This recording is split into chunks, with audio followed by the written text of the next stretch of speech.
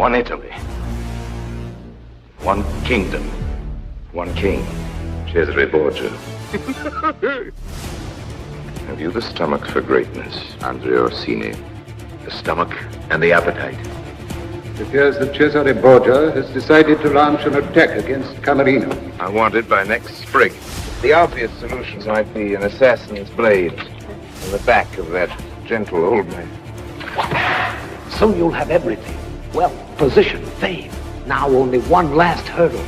I know that Borgia sent you here for some evil purpose. The outcome justifies the act.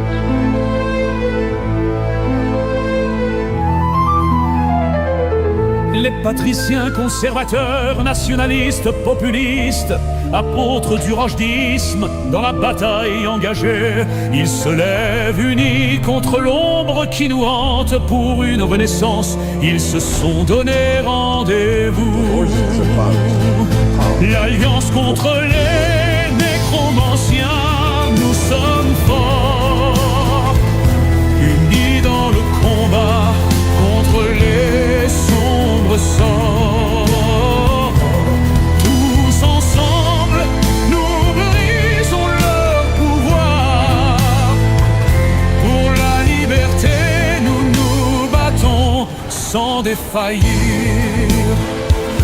Nouvelle inquisition, une nouvelle nation, une révolution viriliste avec l'inquisiteur Rochdy qui brûle des sorcières et la DPJ. L'alliance contre les nécromanciens, nous sommes forts, unis dans le combat contre les sombres sorts. Tous ensemble, nous brisons leur pouvoir. Pour la liberté, nous nous battons sans défaillir. Les sorcières réformées, ayant changé de camp, rejoignent la lutte avec un nouveau chant. Contre leurs anciens maîtres, elles se révoltent pour leur rédemption, les futures générations. L'alliance contre les nécromanciens, nous sommes forts, unis dans le combat contre les sombres sorts. Tous ensemble, nous brisons leur pouvoir. Blood flows again in fire. Naples trembles and Florence sounds with alarm. Sans défaillir. You must decide for yourself which you value more, liberty or life. Charge! What is troubling you? Everything I know is stale. You're throwing away fortune, success, life itself. Une union, un front commun contre les nécromanciens et leurs hordes de morts vivants. Sorcières, démons, succubes et golems de chair. L'alliance contre les nécromanciens, contre les sombres sorts et les hordes morts vivants. Nous brisons leur pouvoir. L'alliance contre les nécromanciens avec Yann Rochdy. Dans le cadre de la révolution viriliste, l'alliance contre les nécromanciens, contre les sombres sorts et les hordes morts vivants. Nous brisons leur pouvoir. L'alliance contre les nécromanciens avec Yann Rochdy. Life is cheap to Cesare Borgia. To us it is the most we have to give. My Lord Orsini. Sin. Who but a man as quick as deceit as a fox? There is no victory in power, no honor in deceit, no future in living it. Borgia Terra must stop somewhere. Now, one small spark will start a fire that will eventually burn down his house. You are a complete rogue.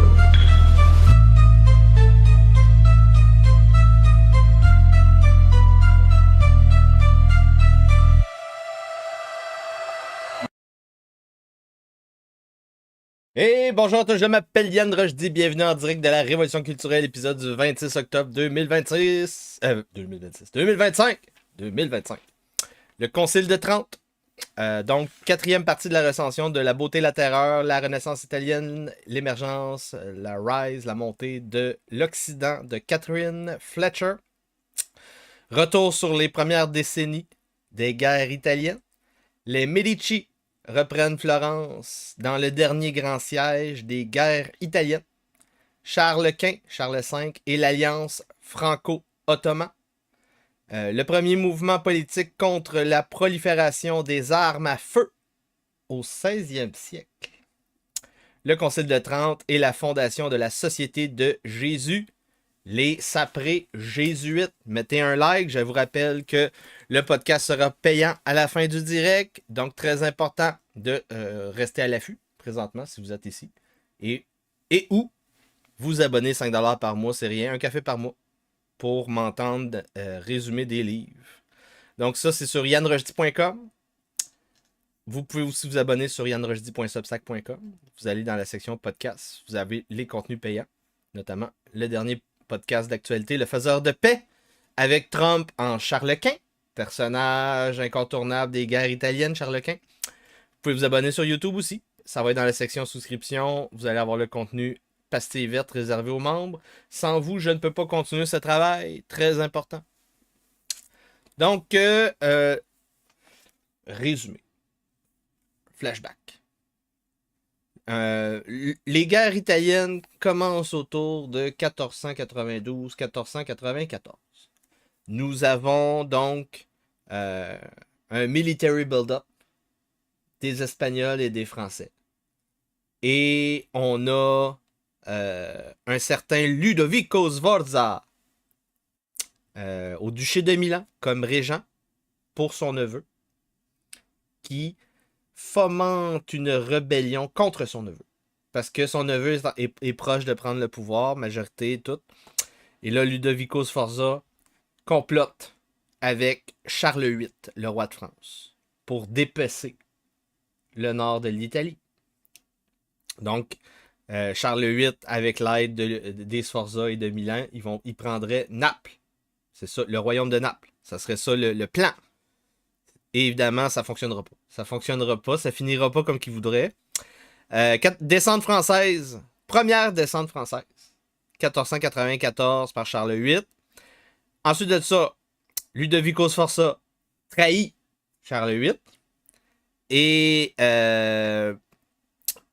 aussi, les Borgia, le pape Borgia rate sa diplomatie. Ça, c'est une autre raison pourquoi que les Français vont descendre. Finalement, ça se termine là. Après la première descente, quelques gains, mais les Français sont assez stoppés dans la descente. Sont même un petit peu retournés de bord. Mais en 1499, il y a une deuxième descente française. 5 ans plus tard, à peine. C'est un autre roi, cette fois-ci. C'est le roi Louis XII. Louis XII, il revient. Mais Louis XII, lui, il n'a pas le même héritage de titre que Charles VIII. Charles VIII, lui, il voulait Naples. Louis XII, lui, il veut Milan. Fait que ça se retourne vers Ludovico Sforza qui a trahi son neveu. Et ça, c'est la première partie, la première manche des guerres italiennes. Ça commence une couple d'années plus tard. Presque une décennie. 1508. Il y a un deuxième complot qui se fait dans le dos de Venise cette fois-ci. Une ligue qui se ligue contre Venise. La Ligue de Cambrai. C'est tout le monde. Tout le monde participe à la partition de Venise. Un peu comme présentement, tout le monde est en train de participer à la partition de la Syrie. Un petit peu. C'est un petit peu semblable. C'est même un petit peu semblable de ce que Israël voudrait faire avec l'Iran. Un petit peu semblable. Donc, Louis XII, pour la France, participe à ça. Ferdinand d'Aragon, roi d'Espagne à l'époque, avec Isabelle de Castille, qui participe. L'empereur Maximilien participe. Le pape Jules II, le cardinal de la Rovere, le rival des Borgia dans la série Les Borgia, lui aussi, il va participer à ça. Ça, c'est la deuxième partie des guerres italiennes. Ensuite de ça, ça continue à se battre, évidemment. Mais il y a des générations qui passent. On va passer à une deuxième génération de gens qui participent aux guerres italiennes avec un S. Donc, le roi français, Francis Ier, ça c'est donc le troisième roi qui va participer aux guerres italiennes, le troisième roi français. Il va faire une couple de petites victoires, mais après avoir... il est un petit peu trop téméraire, il va se faire prisonnier par Charles Quint. Charles Quint, qui au départ est censé être seulement le roi d'Espagne, mais donc à la mort de Maximilien, Charles Quint hérite entre guillemets parce qu'il faut qu'il soit élu puis qu'il soit couronné par le pape. Il faut qu'il soit élu par les électeurs du Saint-Empire romain germanique, le Holy Roman Empire, et ensuite de ça, il faut qu'il soit couronné par le pape pour être officiellement empereur. Mais quand même, Charles Quint devient le boss des Bécosses, pas juste du Holy Roman Empire, mais aussi d'Aragon et de Castille, le proto-Espagne. Donc, il devient littéralement l'homme le plus puissant du monde. Du monde! Du monde! Et donc, c'est ça. Le roi français est prisonnier. L'homme le plus puissant au monde, il fait ce qu'il veut. Et là, après avoir libéré Francis Ier, il y a Francis Ier qui essaye de saboter, d'emprisonner un de ses ducs. Le duc Charles de Bourbon. Et là, le duc Charles de Bourbon se retourne contre Francis Ier, s'en va voir Charles Quint. Et là, ils font une troisième descente en Italie. Et ils vont se ramasser même jusqu'à Rome pour la troisième descente, cette fois-ci par le Holy Roman Empire et les Espagnols. Donc, Charles de Bourbon va se ramasser à saquer la ville de Rome pour payer ses troupes, qui manquait, je pense, quelque chose comme 400 000 ducats. Et Charles Quint va mal paraître à ce moment-là. Pendant 2 ans, il va négocier la paix et avec Francis et avec Francis et avec tout le monde. C'était qui l'autre paix? Ah, le pape. Le pape qui était Clément VII à cette époque-là. Le deuxième pape Medici, en passant. Le premier n'avait pas duré longtemps. Le deuxième, il a duré plus longtemps, Clément VII. Et finalement, 1529, Charles Quint réussit à être fait véritablement empereur par le pape avec un couronnement à Bologne et non pas à Rome parce que Rome était... le Vatican était tout détruit. Et là, donc, l'empereur Charles Quint peut focusser enfin sur l'Empire ottoman. En fait, c'est ce qu'il pensait. Il pensait qu'il aurait pu focusser sur l'empereur Suleiman, qui est un peu son vrai rival. Parce que quand tu es un empereur, c'est les autres empereurs qui sont des rivaux et non pas des petits rois. Des petits rois. Donc, chapitre 20, c'est là qu'on est rendu l'Empire en guerre. Donc, il y a eu des deals pour être couronné, 2 traités de paix officiels. Ben, il y a eu un autre deal. Un backroom deal. Par le pape. Et par le pape et par Charles Quint, l'empereur. Un backroom deal pour privilégier les Medici. Donc, l'idée, c'est que Clément VII a accepté de couronner l'empereur Charles Quint en échange d'aider les Medici à pouvoir reprendre, encore une fois, Florence. Parce que là, ça faisait 1 ou 2 fois qu'ils avaient été expulsés. Donc, il fait Ippolito de Medici cardinal aussi. Ça, c'est le pape Medici Clément VII. Alessandro, ça, c'est le plus jeune des neveux héritiers à Florence, a comme rival Ippolito. Donc là, on a une première petite guerre intestine Medici qui apparaît pendant le mandat céleste de Clément VII. Donc, ça, c'est un moment important. Ensuite de ça,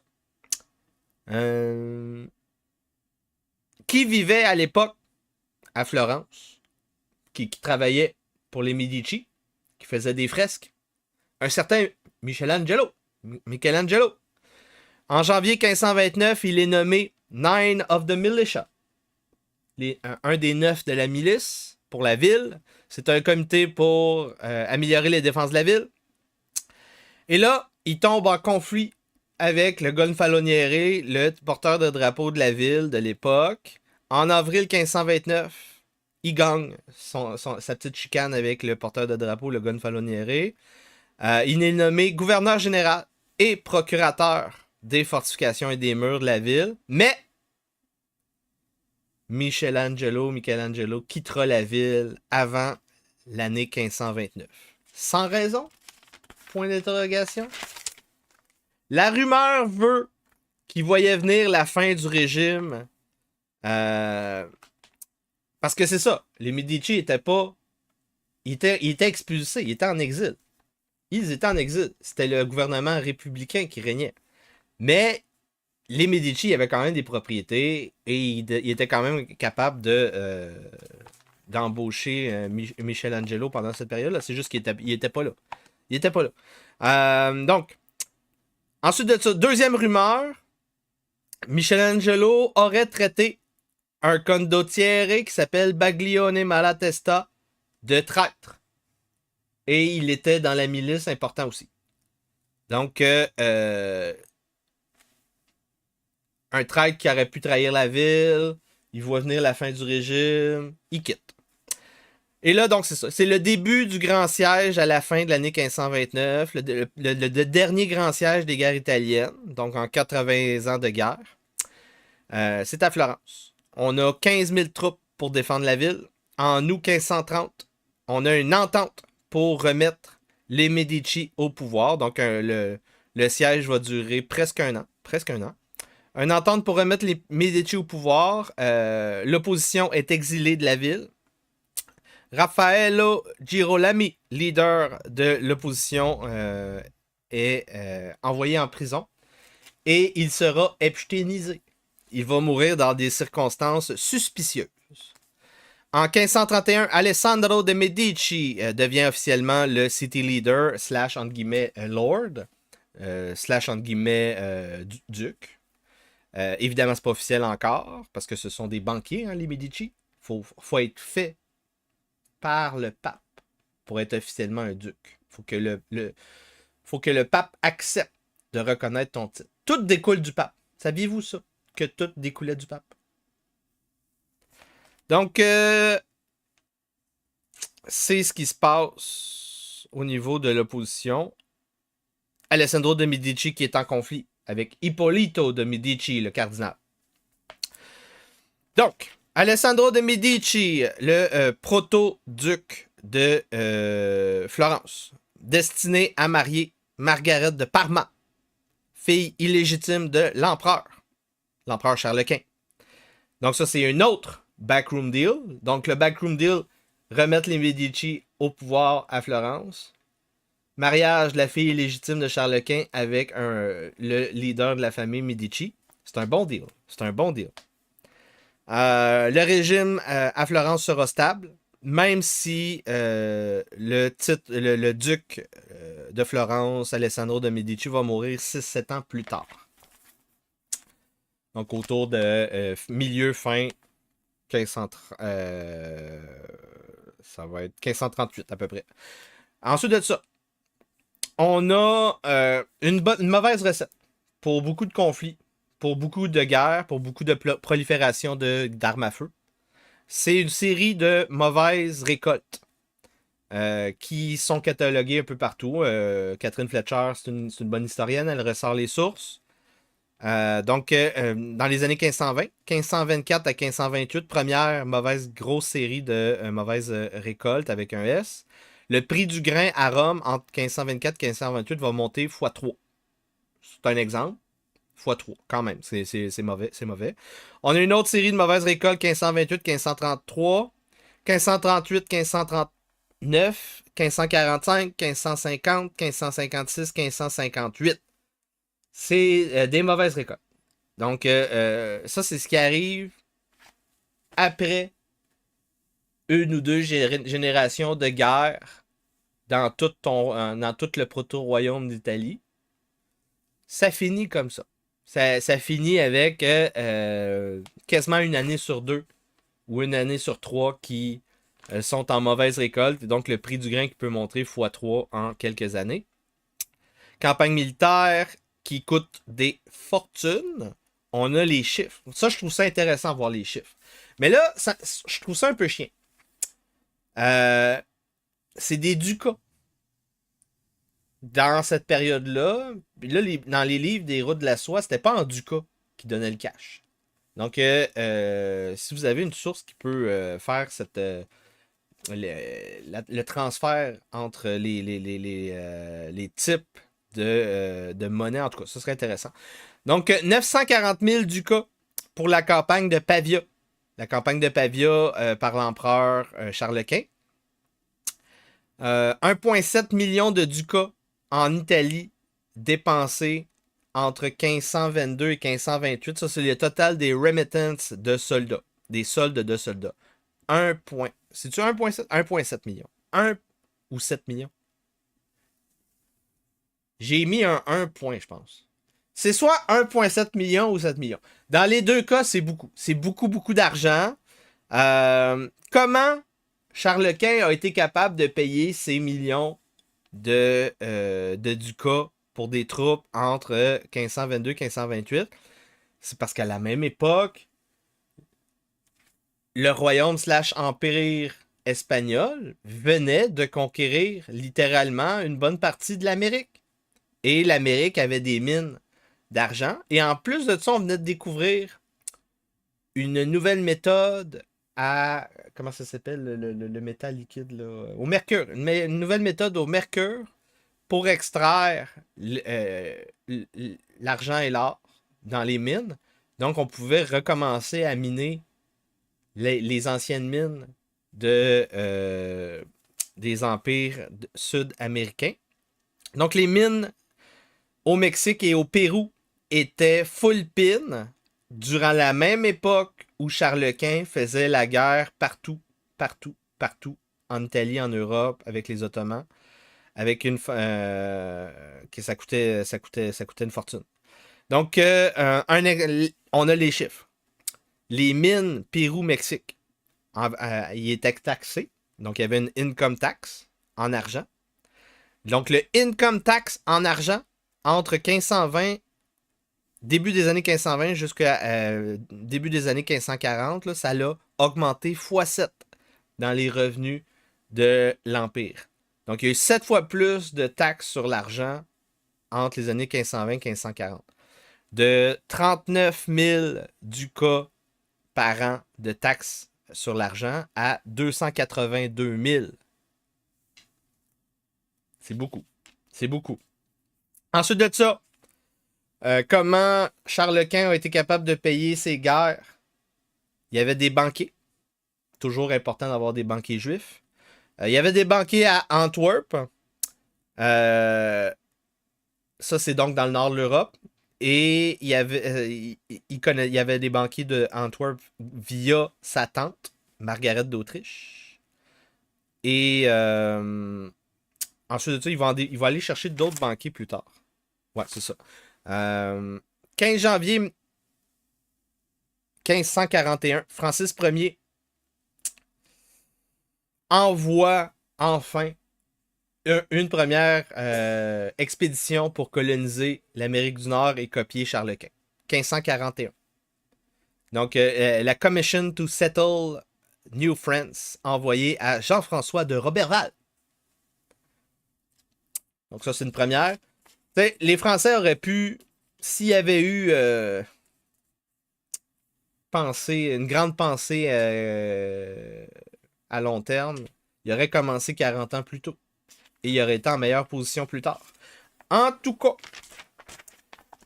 Charles Quint va aussi se trouver des nouveaux banquiers. 1520-1525, il s'en va se faire des contacts à Gênes. Gênes qui n'était plus une grande puissance depuis un peu avant le début des guerres italiennes, 1492. Donc, par exemple, un prêt de 315 000 ducats à Gênes, 1520-1525. L'Allemagne aussi va lui faire des prêts, 288 000 ducats à la même période. Et là, il va se trouver des banquiers, deux familles de banquiers qui sont de Gênes et qui vont devenir l'équivalent d'une mine d'argent. Et là, je n'ai pas enquêté. Je n'ai pas enquêté, mais j'ai le goût d'enquêter. Donc, c'est la famille Fugger, F-U-G-G-E-R, et la famille Welser, W-E-L-S-E-R. Donc, des banquiers de Gênes. Non, c'est pas des banquiers de Gênes, c'est des banquiers allemands. Je pense que c'est des banquiers allemands. En tout cas, ils ont envoyé 2,3 millions de ducats quand Gênes envoyait en tout 1,5 million de ducats entre 1526 et 1532. Ensuite de ça, entre 1533 et 1536, les familles de banquiers Fugger et Welser ont envoyé 1,1 million de ducats quand Gênes en a envoyé 697 000. Donc, c'est quasiment 2 fois. Donc, il faut enquêter. Est-ce que les Juifs ont financé les guerres de Charles Quint? Les familles juives, est-ce que c'est les Fugger et les Welser, est-ce que c'était des Juifs? Je veux le savoir.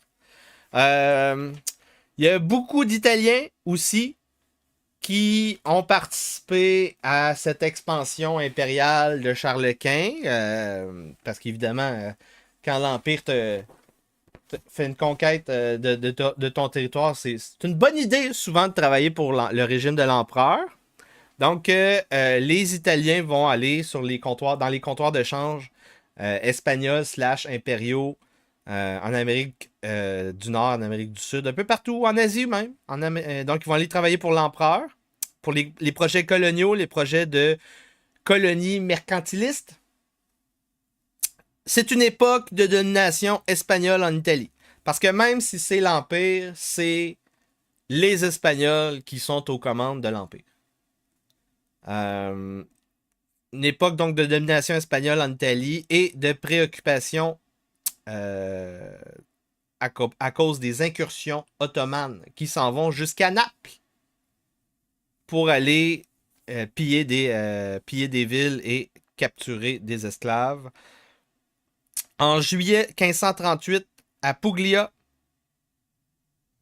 dans l'île Capri, à Ischia, dans la baie de Naples, il y a des captures d'esclaves par les Ottomans. Ensuite de ça, les marchands de Gênes profitent de leur lien privilégié avec l'Espagne, avec Charles Quint, pour asseoir leur autorité sur le sud de l'Italie. Donc, quand un empire prend possession de ton territoire, il se vient souvent des guerres intestines dans les empires, donc des guerres régionales en l'occurrence. Donc, Gênes reprend un petit peu appui vers Naples et Palermo. Donc, marchands de Gênes qui deviendront plus tard seigneurs grâce à Charles Quint. Donc, ils vont s'acheter des titres de noblesse, ce qu'on appelle landed gentry, bishoprics, bénéfices ecclésiastiques, tout ça va être... donc, les Génois, les gens de Gênes sont bons, sont forts, sont futés. Cette domination espagnole impériale est rejetée par la population. Non pas parce que c'est l'Empire, mais parce que c'est des Espagnols. Ils sont mal vus, les Espagnols. Il y a du ressentiment racial en Italie depuis le début des guerres italiennes. 1547, rébellion contre des Espagnols qui voulaient instaurer l'Inquisition dans une ville en Italie, par exemple. J'ai pas noté la ville. C'est intéressant que j'avais pas noté la ville. En tout cas, il y a quand même 3000 troupes qui sont envoyées par l'Empire pour repousser une rébellion en Italie pour éviter d'instaurer l'Inquisition. 250 rebelles seront tués. Des rebelles anti-Inquisition.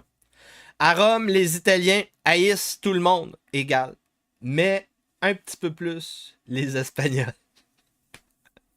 Les Espagnols, c'est les pires. Il y a des sayings, des proverbes au niveau de qui ont haï le plus en Italie à cette époque-là qui apparaissent. Les années 1540-1550, le pape ne suit plus l'autorité de l'empereur. Il refuse. Donc, Charles Quint devient isolé diplomatiquement, malgré avoir été couronné. Donc, c'est la fin de la section gratuite si vous êtes plus en direct et si vous n'avez pas payé 5$ par mois. Très important d'aller vous abonner sur ma chaîne yanrojdi.com, yanrojdi.substack.com ou ben non, via YouTube. C'est 5$ par mois pour supporter mon travail. Sans vous, je ne peux pas continuer. On continue. Tout le monde a perdu ou presque de cette histoire-là. Donc, j'espère que vous avez apprécié cette 4e partie de La beauté et la terreur. Il reste une partie. J'ai déjà toutes les notes de prise. La prochaine partie, c'est la dernière. C'est quoi? C'est quoi déjà la dernière? C'est...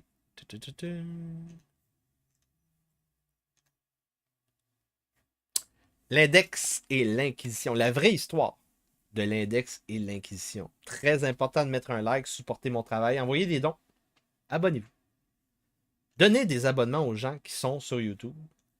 Et je vous remercie pour le soutien cette semaine. On va être chez Lux Media. Et je vous souhaite une bonne soirée. Attention à vous. Au nom du narratif du rojdisme débridé, l'acteur Yann Rojdi et le personnage du baron inquisiteur rentrent en rébellion ouverte contre la couronne britannique. C'est terminé! Nous arrêtons de nous soumettre.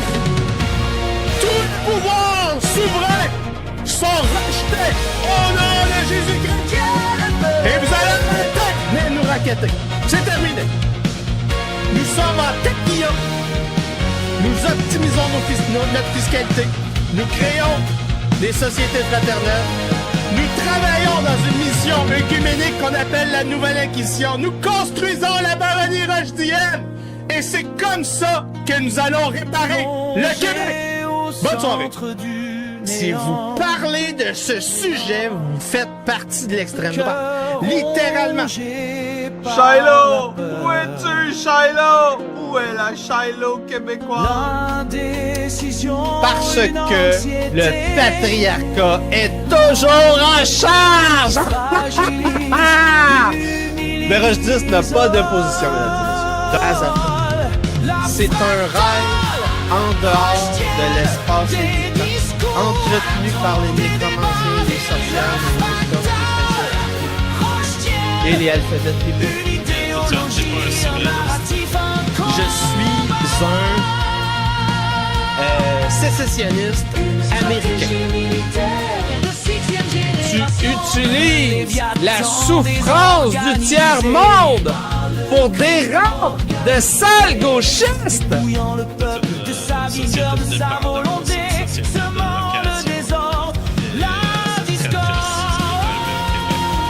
Donc c'est quoi un monde viriliste?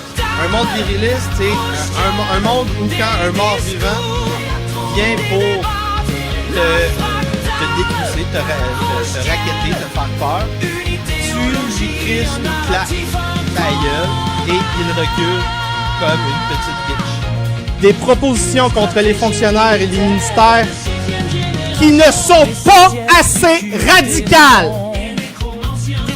Il y a des gens qui pensent que j'exagère, que je jouerais un rôle. Vous devez comprendre quelque chose d'important. Je veux littéralement mettre des sorcières sur des bûchers.